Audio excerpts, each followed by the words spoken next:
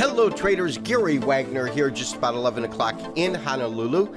It is 4 o'clock in New York on Friday. Happy Aloha Friday, as we say on the islands. 20th day of November, 2015, and this is the Daily Report for Gold and Silver, our weekend review, and we are ending this week with gold and the rest of the precious metals complex, excluding palladium, trading lower on the day, lower on the week. In fact, when we take a look at gold, gold has traded off now for 5 consecutive weeks. 1, 2, 3, 4, 5, all of these weekly red candles. We actually made a low this week that we haven't seen in about 5 years. So tremendous downside pressure in the markets. Obviously, the trade alert that we sent out yesterday didn't actualize. We'll talk about that throughout the show. But first to the price of gold, $1077.38. Puts it off about $5 on the day. The low 76 and change, the high 88. So not a tremendously large range. And as I said, trading off about $5 on the day. Silver also trading lower on the day. It is trading off about 10 cents at $14.15 with a low of 09 and a high of 41. And as I said, palladium was the only market that traded up today, up $17 at $558.75 with a high of $560 and a low of $541. Let's take a look at gold. So traders, if you recall from yesterday's show, I put out a conditional trade alert. Now, for this trade alert to actually have come into fruition, we would have had to see a quite different market than we saw today. In fact, what we were looking for to qualify this trade, not necessarily what we believed would happen, but to qualify this trade was rather than this red candle that we're getting, we would have had to see a strong up day. That up day would have looked something like this with a higher high and a higher low. That would be a confirming candle for a three-river morning star. Now, that is one of the primary reasons that confirmation is so necessary on these patterns, is that you have what we call follow-through buying or follow-through selling in the market, that when we don't get it, and we certainly didn't get that when we look at the candle today, that without the confirmation, there really is no signal whatsoever. In fact, what I'm looking at is the inability for it to really prop up from here. If we don't get any kind of a strong up day on Monday or Tuesday, we're probably going to go back to look at these lows being at around, what, 1063. And my sense is if we break below that point, we're going to have a sell signal come into the market, because we are, in fact, going to be looking for lower pricing.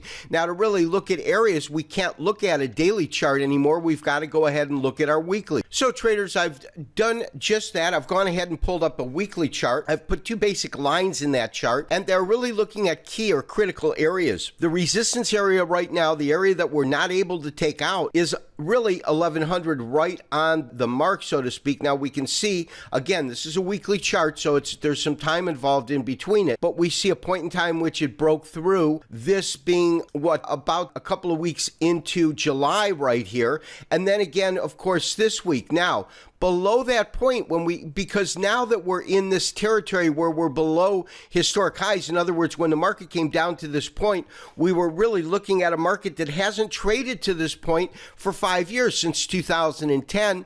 We've got to really go back historically and start looking at these price points to make any sense of the data as it comes in.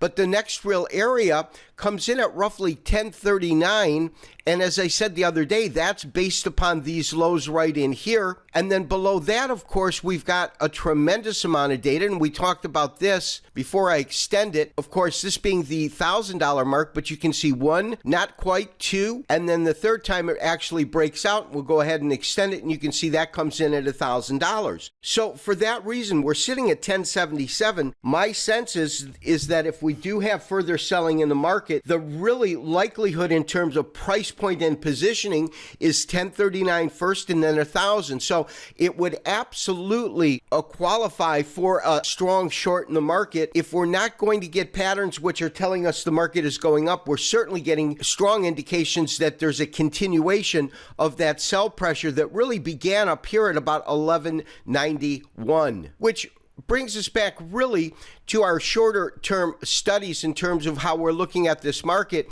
Now, we have this absolute low. This is the low that came in back in July, right down here. But as we've talked about, we've had the bulk of the market in terms of any kind of supportive action created when this market formed a base at about 1080. Market trades from 1080. It forms two different highs, one just above 1160, one just above 1190. But now we've made this new low. So when we look at that in that way, of course, upper level resistance, we're not all that concerned about it, but it really comes in at about now 1077. You've got our resistance at 1080 rather than any kind of support. And we've broken through that level effectively today. The next level to really look at on the downside, these are, of course, very, very short-term numbers, but this is at 71 that matches right here. And of course, these recent lows at 62.